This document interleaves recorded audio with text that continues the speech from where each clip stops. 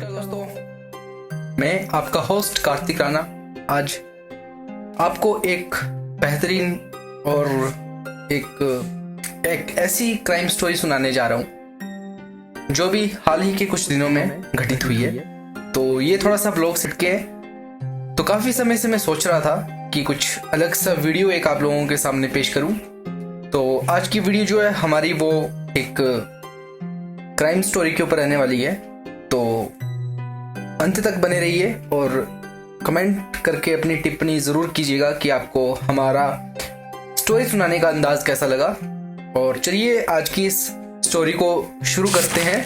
कर्नाटक के एक पवित्र शहर धर्मस्थल में से एक ऐसी सनसनीखेज खबर जो है वो हमारे सामने आई है जिसने पूरे देश को हिला कर रख दिया है। जी हाँ दोस्तों, एक मुखौटा पहने आदमी का दावा है कि पिछले 20 सालों तक उसने जबरदस्ती से सैकड़ों लोगों की लाशों को जो है वो दफन करने पे मजबूर रहा और उसे मजबूर किया गया, जिसमें कुछ ऐसे लोग थे जो हत्या के शिकार हुए थे। इस शख्स के खुलासे के बाद राज्य सरकार ने विशेष जांच दल बिठाया और फिर शुरू हुआ वो सच का उजागर करने वाला काम, जिसके नतीजे आज सबके सामने हैं। धर्मस्थल के पास जो है वो 13 संदिग्ध स्थलों को चिन्हित किया गया। जो कर्नाटक में धर्मस्थल है उसकी चर्चा हम आगे करेंगे।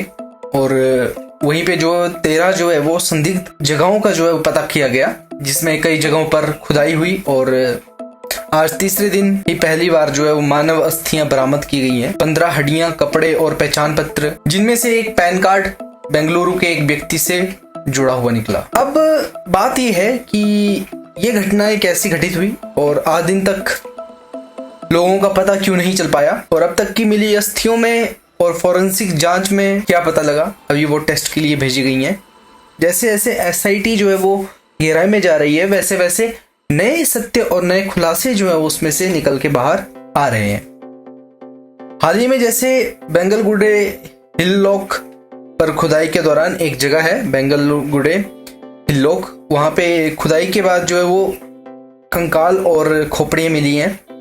इन खोजों से इस केस को और भी पेचीदा बना दिया गया, क्योंकि जब भी जैसे भी खुदाइयाँ निकली वैसे जो है वो पता नहीं लग पा रहा है कि वो किनकी जो है वो खोपड़ियाँ हैं। डीएनए टेस्ट के लिए सैंपल के लिए चीज़ें भेजी जा रही हैं। वहाँ से जब तक रिपोर्टें आएंगी तब तक पता कर पाना बहुत ही मुश्किल है, क्योंकि डीएनए सैंपल, अब इतने सारे लोगों का डीएनए सैंपल किस किस से मैच करके देखा जाएगा। अब सवाल ये है कि आगे क्या होगा। डीएनए जांच पूरी होने के बाद पीड़ितों की पहचान सामने आएगी या नहीं आएगी। एसआईटी बाकी सभी संदिग्ध जगहों पर खुदाई जारी रखेगी और जिन परिवारों के लोग सालों से लापता है उन्हें भी अब जवाब मिल सकता है, क्योंकि गुमशुदगी की रिपोर्टें जो लिखी गई थी उनमें से कुछ लोगों का ही पता चल पाया, बाकी कुछ लोगों का जो है वो पता नहीं चल पाया, जिसमें मैक्सिमम जो है वो लड़कियों की गुमशुदगी की रिपोर्ट लिखी गई थी।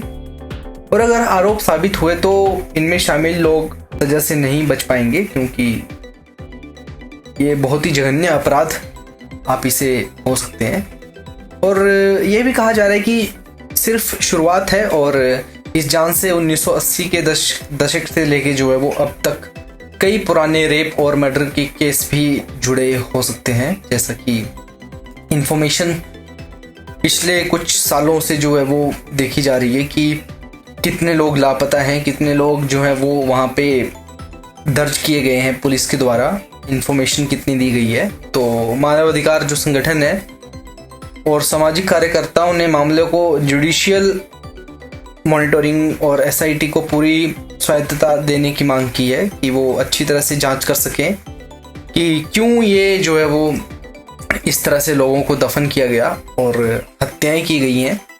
क्या वो एक सीरियल किलिंग का मामला है या किसी सच को छुपाने की एक साजिश जो है वो रची गई है किसी के द्वारा। धर्मस्थल जो आज तक आस्था और धार्मिकता का प्रतीक था, आज वो सवालों के घेरे में। क्या दशकों पुराने इन मॉस ग्रेव्स के पीछे छिपा सच सामने आएगा? एक बहुत बड़ा जो है वो एक सवाल है। यहाँ ये रहस्य हमेशा के लिए दफन रह जाएगा। तो एक बहुत बड़ा क्वेश्चन मार्क है। आई होप कि आपको ये स्टोरी अच्छी लगी होगी। ये है कर्नाटक के बेंगलुरु की स्टोरी जो अभी हाल ही में चर्चा में है।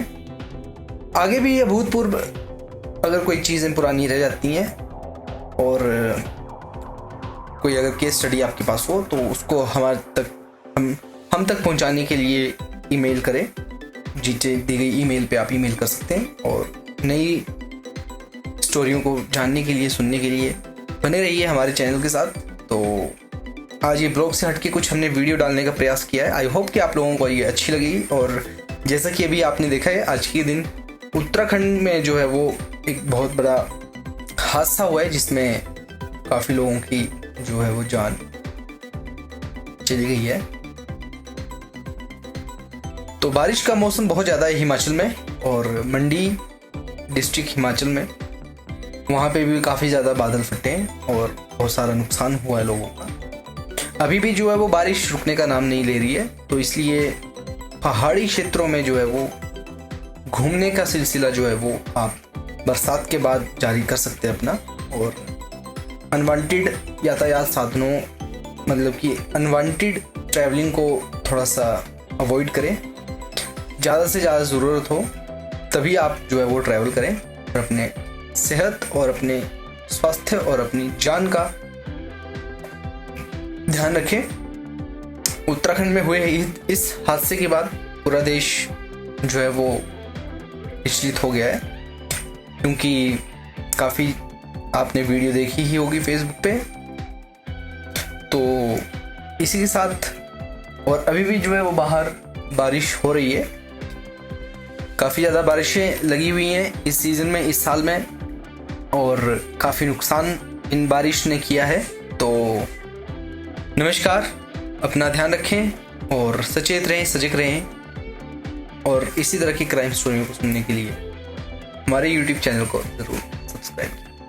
धन्यवाद।